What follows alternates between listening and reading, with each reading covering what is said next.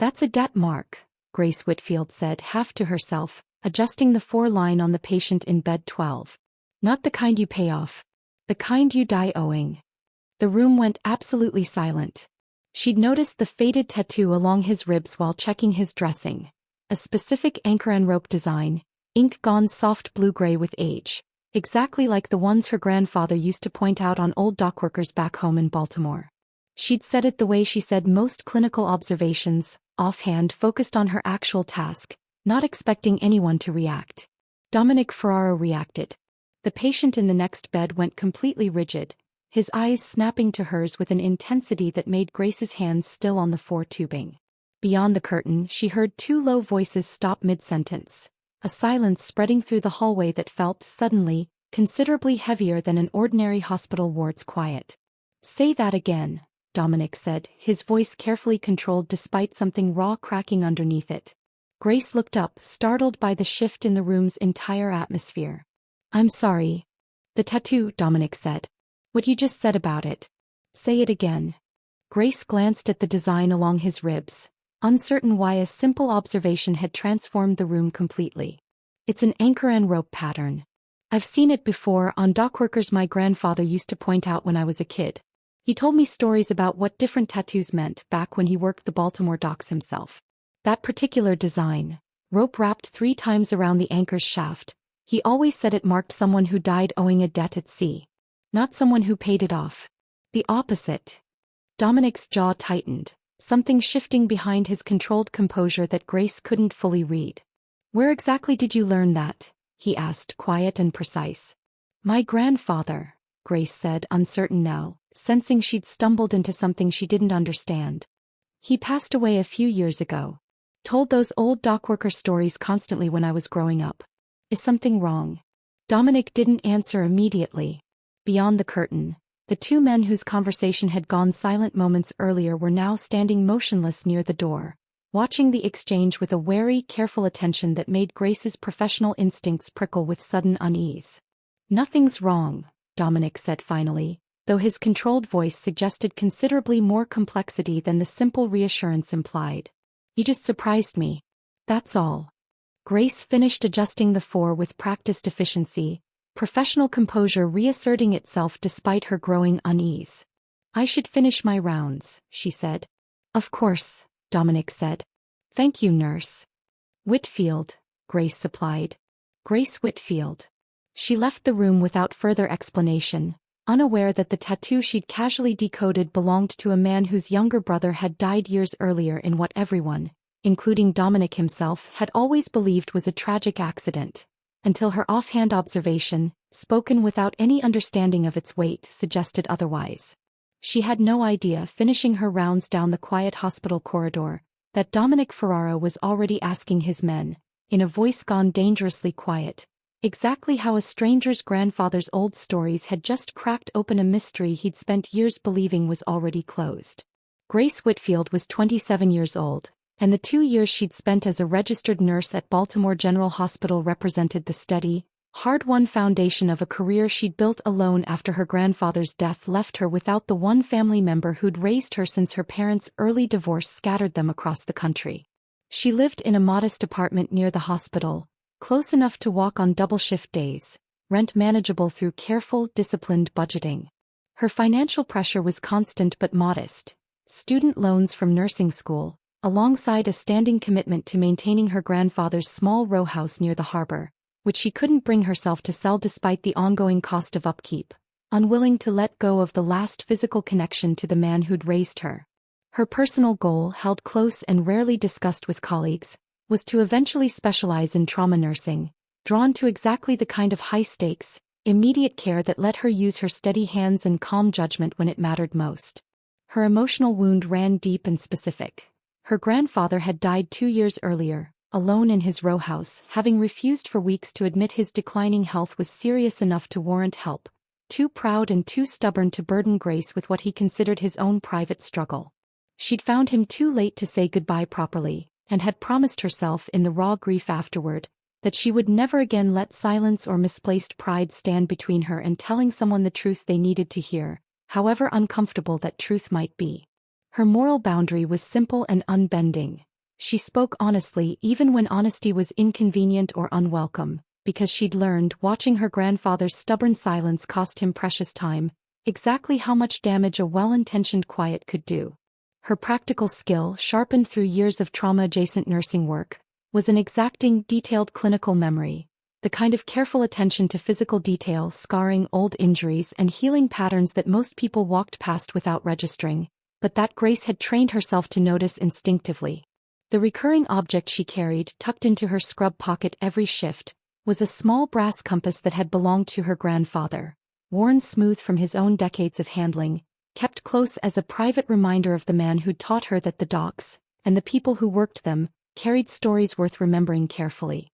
The week before she noticed Dominic's tattoo, Grace had stayed 90 minutes past the end of her shift, unpaid, sitting with a frightened, elderly patient who had no family present, holding his hand through a difficult diagnosis conversation nobody else on the floor had time to manage properly. Nobody had asked her to do that.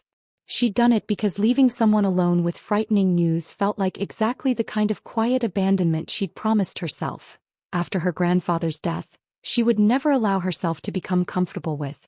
That same instinct, honest, direct, entirely without calculation, was exactly what sent her speaking the tattoo's meaning aloud without a single thought toward who might be listening or what the observation might unravel. Finishing her shift that evening, Grace found herself unsettled by the strange, charged silence that had followed her simple observation, replaying Dominic Ferraro's controlled but visibly shaken reaction, the way his men had gone rigid the moment she'd spoken. Her phone buzzed as she walked home, an unknown number, a text that made her stomach tighten with immediate wariness. "This is Dominic Ferraro. I need to speak with you about what you said today. Would you be willing to meet briefly after your next shift?" Grace stared at the message, weighing genuine unease against a curiosity she couldn't quite suppress. She'd clearly touched something significant, something that mattered enough to a composed, controlled patient that he'd tracked down her personal number within hours. "I don't know anything beyond what I already told you," she typed back carefully. "I understand," came the reply.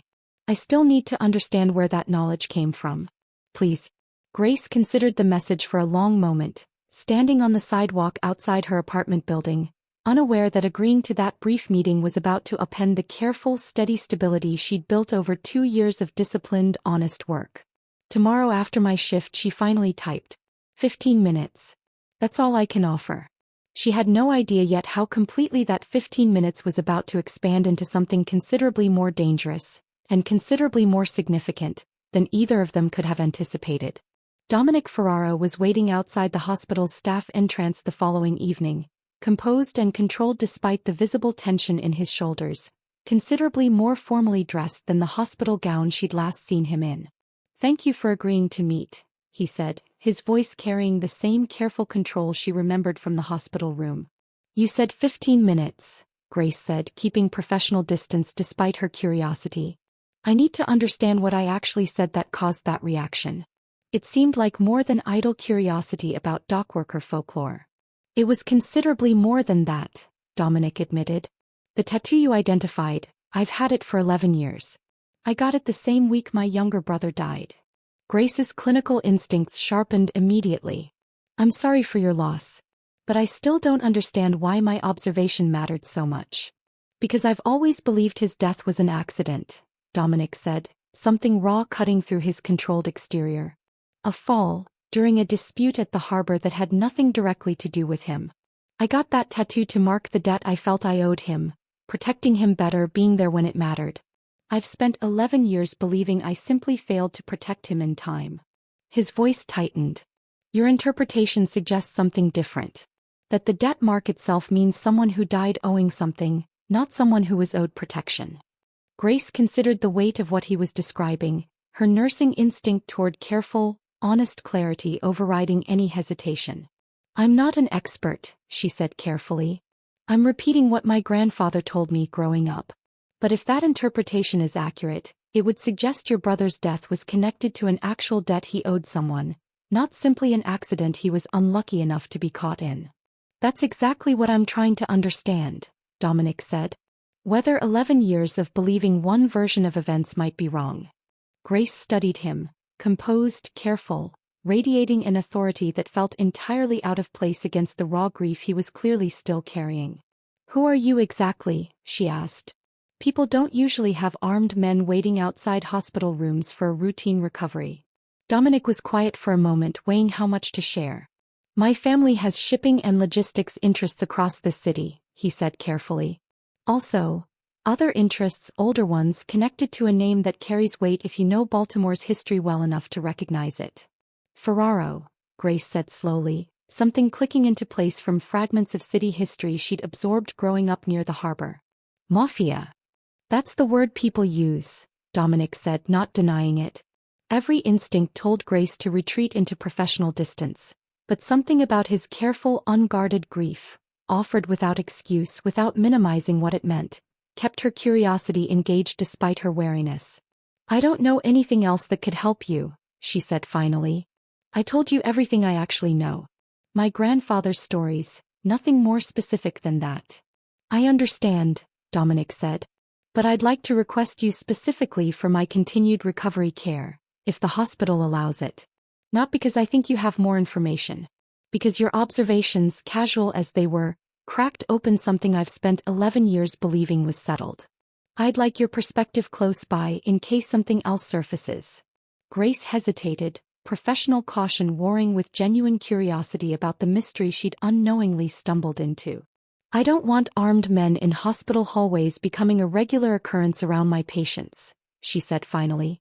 "I'll keep my security discreet," Dominic said. "I'm not asking you to become involved in anything beyond providing care. I'm simply asking to have you nearby." Grace considered his careful, specific request, weighing genuine unease against her professional instinct toward honest, direct engagement rather than avoidance. "I'll request the assignment," she said finally. "But this stays professional. I'm not equipped to investigate your brother's death, and I don't want to be treated like I am." "Understood completely," Dominic said, something like genuine relief crossing his controlled features. Their conversation was interrupted by one of Dominic's men, approaching with visible urgency, phone in hand. "Boss," he said. "Nico's been asking pointed questions about the nurse who treated you. I wanted to know her name, her shift schedule." Dominic's expression sharpened instantly, dangerously. "Nico Belandi?" "That's right." Grace's stomach dropped at the controlled alarm crossing Dominic's face. "Who's Nico Belandi?" "My late brother's closest friend," Dominic said slowly, something cold settling behind his composed exterior. "One of my most trusted captains for over a decade. And apparently, someone considerably more interested in your identity than a casual observation should warrant." Grace's request to formally oversee Dominic's continued recovery care was approved within the day, and over the following week his regular visits to the hospital's outpatient follow-up clinic became, gradually, considerably more personal than either of them had initially intended. "You're drawing attention," Grace told him during one visit, noting the careful, watchful way hospital staff had begun treating her since Dominic's requests became routine. "People are asking questions about why you specifically request my care." "Let them ask," Dominic said. "I'm not interested in hiding legitimate medical follow-up." But the attention sharpened considerably faster than either anticipated. Nico Belandi, Dominic's longtime captain, appeared at the hospital himself one afternoon, ostensibly to check on Dominic's recovery, though his careful, searching attention toward Grace felt considerably less casual than his stated purpose. "You're the nurse who's been treating Dominic," Nico said, his voice smooth and controlled in a way that made Grace's instincts prickle with unease. "I understand you made quite an observation about his tattoo." "I don't discuss patient interactions," Grace said carefully, professional boundaries reasserting themselves instinctively. "Of course," Nico said, something calculating behind his easy smile. "I'm simply curious how a hospital nurse happens to know so much about Old Harbor tattoo traditions." "My grandfather worked the docks," Grace said. "That's the whole explanation. Nothing more mysterious than that." Nico studied her a moment longer before excusing himself, and Grace found herself unsettled by the encounter in a way she couldn't fully articulate, reporting the exchange to Dominic the moment Nico left. "He's testing you," Dominic said, his controlled exterior cracking into something considerably more alarmed. "Trying to gauge exactly how much you actually know." "I don't know anything beyond what I already told you both," Grace said, frustration and unease tangled together. I believe you, Dominic said. But if Nico's asking these questions directly, it means my own suspicions about my brother's death are considerably better founded than I wanted to believe. The external consequence of Dominic's growing reliance on her became visible within days.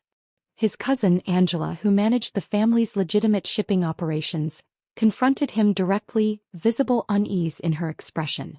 People are asking why you're personally overseeing a nurse's involvement in what should be a closed 11-year-old case, Angela said. It's making certain people nervous, Dominic. If Nico realizes exactly how much weight you're putting behind her observation, that puts her in a position she doesn't understand yet. I'm aware of that risk, Dominic said. I'm not willing to leave it unexamined because addressing it makes people nervous. The danger sharpened considerably faster than anyone anticipated. Grace, working a routine night shift days later, found herself reviewing an old patient chart from years earlier. A request Dominic had made discreetly, hoping her clinical eye might catch something in his brother's original hospital records that had been overlooked. This scar pattern, Grace said slowly, studying the old documentation with growing unease. This doesn't match a fall. Falls create different injury patterns, blunt trauma consistent with impact, usually concentrated on one side or a specific point of contact. This pattern shows multiple defensive wounds, consistent with a struggle. Dominic went very still. You're certain? I'd want a forensic specialist to confirm it properly, Grace said carefully. But from a clinical standpoint, this doesn't look like an accidental fall. It looks like your brother fought someone before he died. The confirmation that Dominic's 11-year assumption had been wrong settled cold and absolute between them. Nico was the last person to see him alive, Dominic said slowly, understanding dawning with visible, painful clarity. He told me my brother had been drinking and that the fall was tragic but straightforward. I never questioned it. Nico was practically family. Grace's stomach tightened with sudden, uneasy realization. You think Nico was involved? I think, Dominic said, voice gone cold and absolute, that I need to understand exactly what actually happened 11 years ago, regardless of what it costs the trust I've placed in someone for over a decade. That evening, Grace received an anonymous, unsettling phone call at her apartment. No words, just silence on the line for several seconds before it disconnected. She called Dominic immediately, adrenaline cutting through her exhaustion. Someone called my apartment. No message, just silence. I think someone's trying to intimidate me. Dominic's response was instant, sharp with alarm. Don't stay there tonight. I'm sending a car. Dominic, I told you I wasn't equipped to be part of an actual investigation. I know, he said, genuine regret unmistakable in his voice. I'm sorry this has escalated as far as it has. But I need you somewhere I can actually protect you while I understand exactly how dangerous Nico's interest in you has become. Grace's instinctive independence flared, even through real unease. I have shifts. Patients depending on me. I'm not disappearing into hiding. I'm not asking you to disappear, Dominic said. I want to add discreet protection while you continue working. You keep your shifts, your independence. I just need to know you're not walking home alone to an apartment someone's already called with intent to unsettle you. Grace considered his careful, specific offer, weighing genuine fear against her fierce reluctance to let her independence dissolve into his dangerous world. If I accept this, she said finally, it's on my terms. I keep working. This isn't permission for you to manage my life beyond what's actually necessary. Agreed completely, Dominic said without hesitation. Whatever you need. The protected arrangement settled around Grace's life over the following days. Discreet security near her apartment, a careful escort to and from her hospital shifts, though her actual routine remained largely intact exactly as she'd insisted. Scene 1 came during a quiet evening, practical and immediate. Dominic met her after a long shift, finding her exhausted at a small cafe near the hospital, and settled across from her with the same careful, watchful patience she'd noticed in him from their earliest conversations. You didn't have to come tonight, she said, though something in her tired relief at his presence surprised her. I wanted to make sure you got home safely, Dominic said. And honestly, I find myself looking for reasons to see you, beyond just the investigation. That's a complicated thing to say to someone you're currently keeping under protective watch, Grace said, though her tone carried more warmth than accusation. I know, Dominic admitted. I'm trying to be honest about it anyway. Scene 2 arrived 3 days later, an argument sharper than either expected. Dominic announced over a quiet dinner that he wanted to move Grace temporarily into a fully secured property near his own estate, given Nico's escalating interest. Absolutely not, Grace said immediately. We agreed I keep my apartment, my shifts, my independence. You don't get to change the terms every time you get nervous. Grace, if Nico realizes how much this investigation is progressing, then we address that specific risk directly, but you don't get to uproot my entire life because you're worried, she said, voice rising with genuine frustration. I've spent 2 years building steady, independent stability after losing my grandfather. I am not going to let fear take that away, not even temporarily. Dominic sat back, absorbing the force of it, and for the first time actually paused instead of immediately defending his position. You're right, he said finally. Tell me what would actually work instead. Grace's anger softened at the honesty. Increase security around my actual apartment. Don't ask me to abandon it. Done, Dominic said, meaning it. Scene 3 came on the 7th night, when Grace found him alone on his estate's back terrace, having been invited for dinner following a tense day reviewing additional evidence. A glass of scotch he wasn't drinking held loosely in one hand. My brother wanted out of this life, Dominic said, before she'd even asked what was on his mind. He'd been talking for months about leaving, starting something legitimate, away from everything our family represented. I told him to wait, that I needed his help consolidating certain business matters first, that he could leave clean once things stabilized. His voice cracked just slightly. I've spent 11 years believing his death was simply terrible timing. An accident that happened to catch him before he could actually leave. If it wasn't an accident, if Nico was somehow involved in preventing him from leaving at all, then I asked him to wait for exactly the reason that got him killed. Grace sat down beside him, close enough that their shoulders nearly touched. You couldn't have known that if it's true. I've spent years telling myself grief simply distorts memory, makes you second-guess things that were actually straightforward, Dominic said.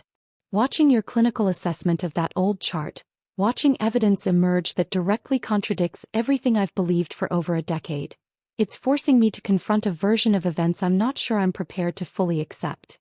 I understand carrying guilt about a loss you couldn't have prevented, Grace said quietly.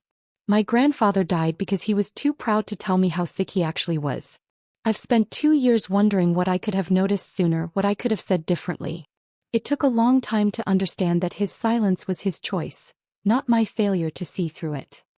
He looked at her, something raw and unguarded moving across his face. You keep finding exactly the thing I need to hear. I've had a lot of practice with grief that doesn't resolve neatly, Grace said simply. They sat in silence that wasn't uncomfortable, the estate's grounds quiet around them, and something passed between them that wasn't yet spoken but was undeniably present. Two people who'd both learned, through different kinds of loss, exactly how much courage genuine honesty actually required. It was Marco, Dominic's security lead, who broke the moment, appearing at the terrace door, tablet in hand, expression tight. Dominic, he said. Grace's chart review just got corroborated. I pulled additional forensic photos from the original case file, ones that were never fully examined at the time. The defensive wound pattern she identified is unmistakable once you know what you're looking for. Dominic's posture went rigid. That confirms it. It confirms your brother fought for his life against someone he knew well enough not to expect an attack, Marco said grimly. Someone he trusted. Grace felt a cold, sinking realization settle into her chest. Nico. Nico was the last person with him, Dominic said, voice gone cold and absolute. The only person positioned to have caused those injuries and then controlled the narrative afterward. 2 nights later, working a late shift, Grace found herself alone in the hospital's back stairwell, retrieving supplies from a storage closet on a lower floor, when she heard the door above her open and close with deliberate quiet. Nurse Whitfield, Nico Belandi's voice carried down the stairwell, smooth and controlled in a way that sent immediate alarm through her. I think it's time we had an honest conversation about exactly what you've been helping Dominic uncover. Grace's pulse spiked, every instinct telling her this conversation was about to become considerably more dangerous than a simple exchange of words. I don't know what you're talking about, Grace said, backing carefully toward the stairwell's lower exit, calculating distance the same way she'd learned to calculate danger during years of trauma nursing. "I think you do," Nico said, descending the stairs with unhurried, deliberate calm. "Dominic's been reviewing old case files. Asking questions he hasn't asked in 11 years. That's not a coincidence, and I don't believe it started with your grandfather's harbor stories alone." "I identified a tattoo," Grace said, keeping her voice as steady as she could manage. "That's the entire extent of what I actually did. And then you apparently reviewed medical charts suggesting his brother's death wasn't an accident," Nico said, his composed exterior cracking into something considerably colder. "That's not a casual observation anymore. That's an active investigation, and you're the person who keeps handing Dominic the pieces." Grace's stomach dropped. "You were involved in his brother's death." Something in Nico's expression flickered, genuine calculation warring with cornered panic. "His brother wanted to walk away from everything our family built together," Nico said, desperation cutting through his earlier composure. "Take his knowledge, his connections, and simply disappear into a legitimate life while the rest of us stay exposed to everything he'd walk away from. I couldn't let that happen. I tried to talk him out of it. It became something else." "You killed him," Grace said, horror and clinical clarity tangled together. "And then you spent 11 years letting Dominic believe it was an accident." "I protected this family," Nico said, closing the distance between them. "The same way I'm going to have to protect it now by making sure you don't get the chance to finish what you've already started." Grace's training kicked in instantly, years of trauma nursing surfacing in pure focused survival instinct. She grabbed the nearest supply cart, shoving it hard into Nico's path, buying precious seconds as she sprinted for the stairwell's emergency exit, slamming her hand against the alarm panel as she passed it. The deafening siren filled the enclosed space and Nico flinched, disoriented, giving Grace the seconds she needed to reach the hospital's main corridor, security already responding to the alarm. Dominic arrived within minutes, alerted by hospital security's emergency call, his composed authority cracking into raw, visible fury the moment he found Grace shaking but unharmed near the nurse's station. "Are you hurt?" "Grace, look at me." "I'm okay," she managed, adrenaline still roaring through her. "He confessed. Nico confessed to killing your brother. He was trying to silence me before I could tell you what he admitted." Dominic's expression went completely cold. "Where is he now?" "He ran when the alarm went off," Grace said. "I don't know where."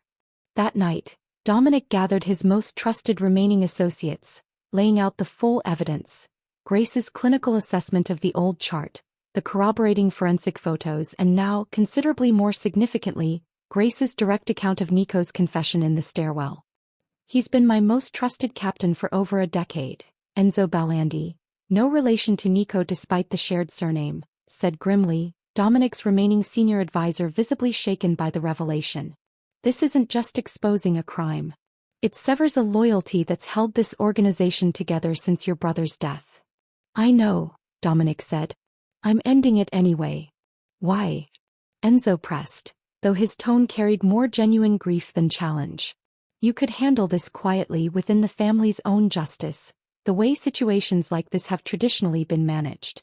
Because Grace spoke an honest observation without any idea what it would unravel," Dominic said, "and that honesty is the only reason I finally understand what actually happened to my brother, after 11 years of believing a lie Nico constructed to protect himself.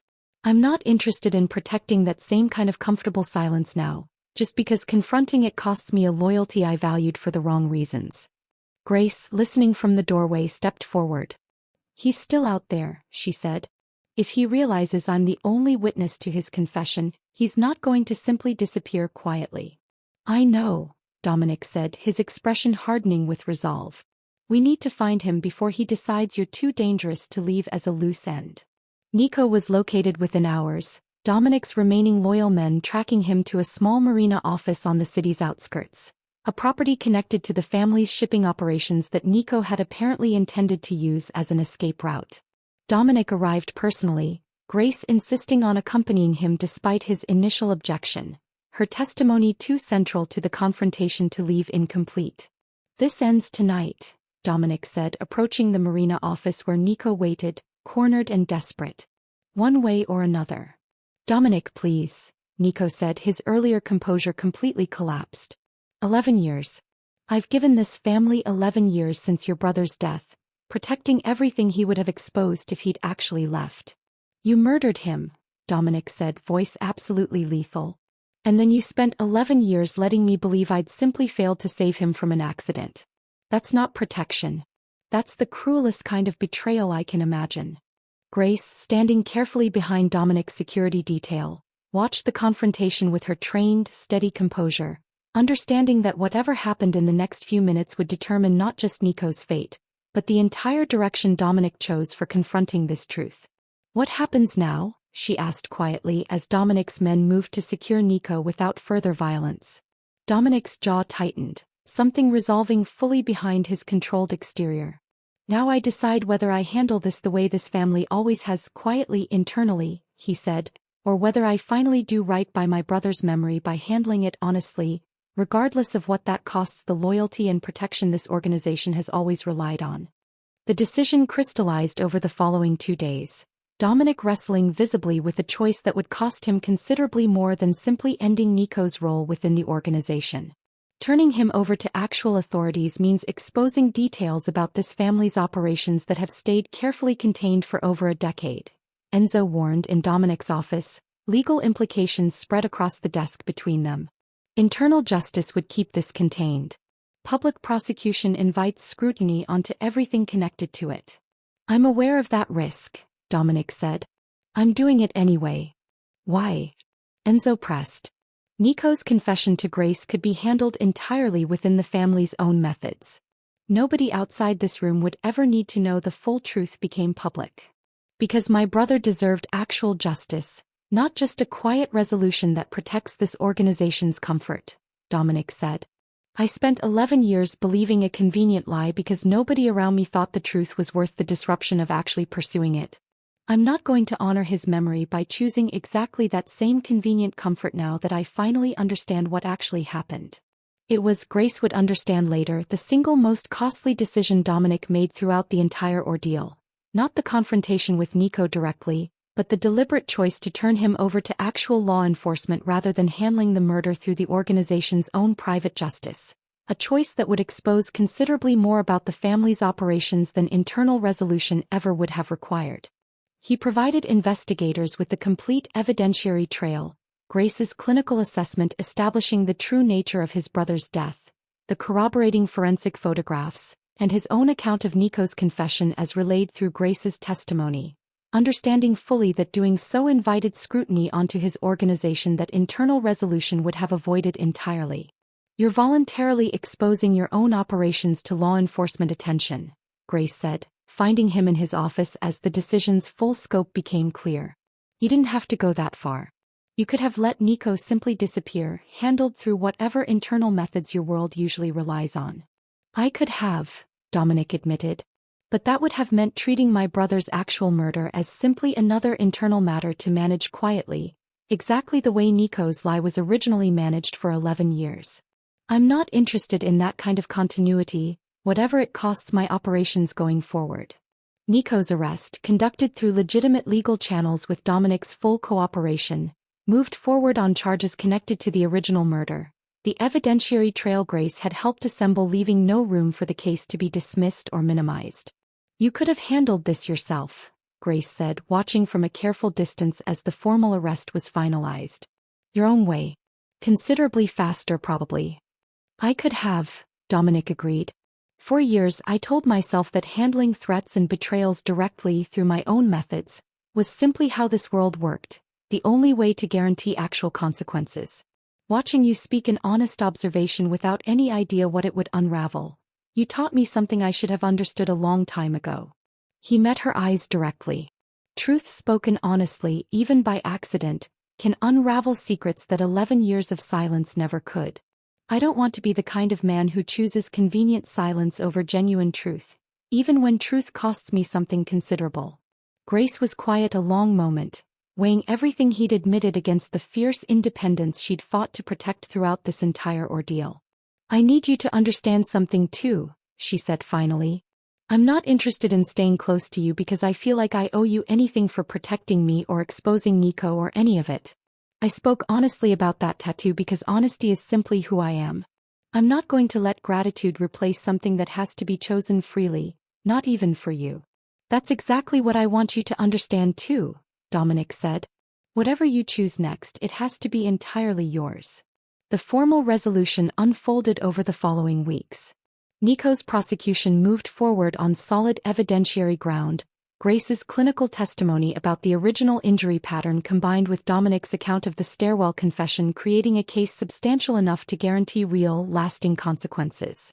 The cost to Dominic's organization proved exactly as significant as Enzo had warned. Several longtime associates, uncomfortable with the public exposure and the scrutiny it invited, quietly distanced themselves from continued involvement. The careful, decade-long loyalty structure Dominic had inherited alongside his brother's death fractured considerably, reshaping his operations in ways that would take years to fully stabilize. You lost significant standing among your own associates, Grace told him, finding him in his office 3 weeks later, exhausted in a way she hadn't seen from him before.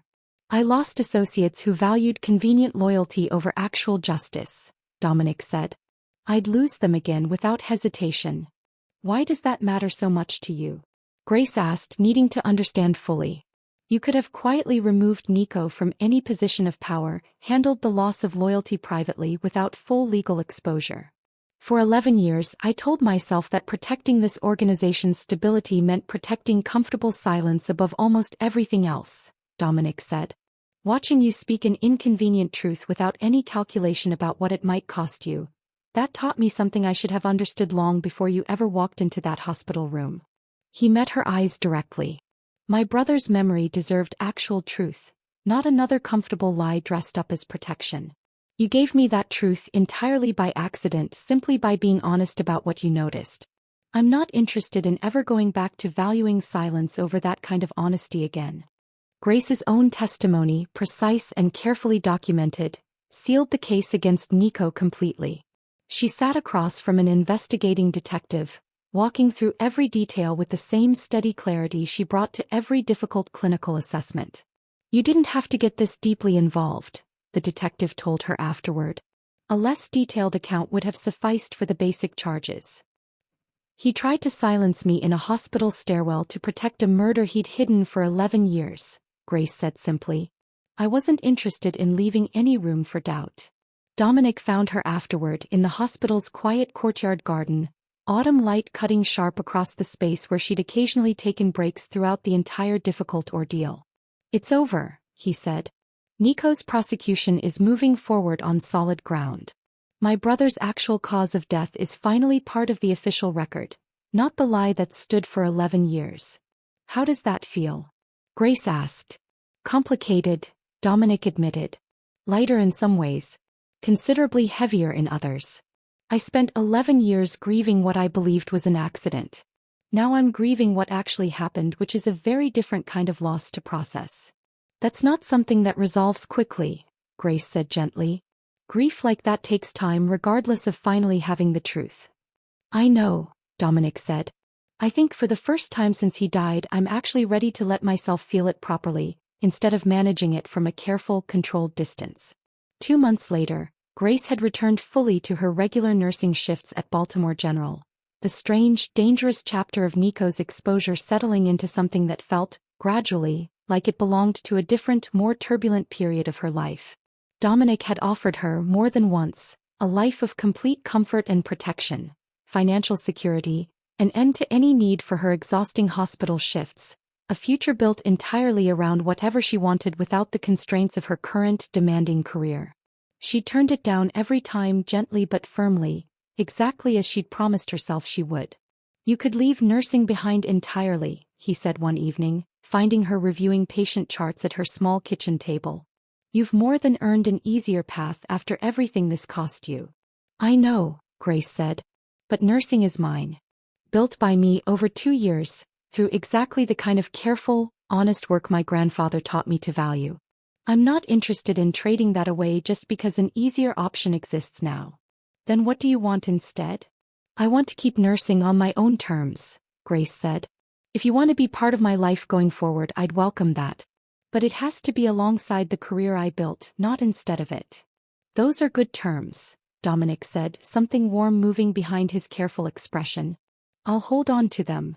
That evening, sitting together on her apartment's small balcony, Grace pulled her grandfather's brass compass from her pocket, turning it over in her hands. He used to say the docs taught you to read people honestly whether you wanted to or not, she said. That the water didn't care about comfortable lies, and neither should the people who worked beside it. I think I finally understand completely what he meant by that. You gave me 11 years of truth in a single offhand observation, Dominic said quietly. I don't think you'll ever fully understand what that actually meant to me. I think I understand enough, Grace said. Watching you choose real justice over convenient silence even when it cost you considerably, that told me everything I needed to know about who you actually are underneath everything else. Dominic reached for her hand, deliberate and unhurried, entirely hers to accept or decline. I know I complicated your independence the moment I tracked down your number after that first conversation, he said. I've thought about that a lot. Whether any of this actually helped you or whether it just handed you a different, more dangerous version of the same problem. It did complicate things, Grace admitted honestly. But you also listened every single time I pushed back. That's the difference. You didn't just decide for me and expect gratitude.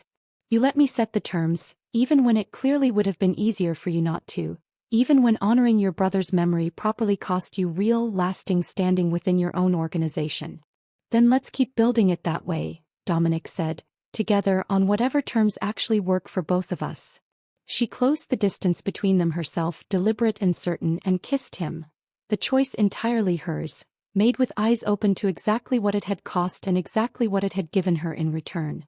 Grace still carries her grandfather's brass compass in her scrub pocket every single shift, still speaks honestly even when honesty is inconvenient, still believes more firmly now than ever that truth spoken plainly, even by accident, even without understanding its full weight, can unravel secrets that years of careful silence never could.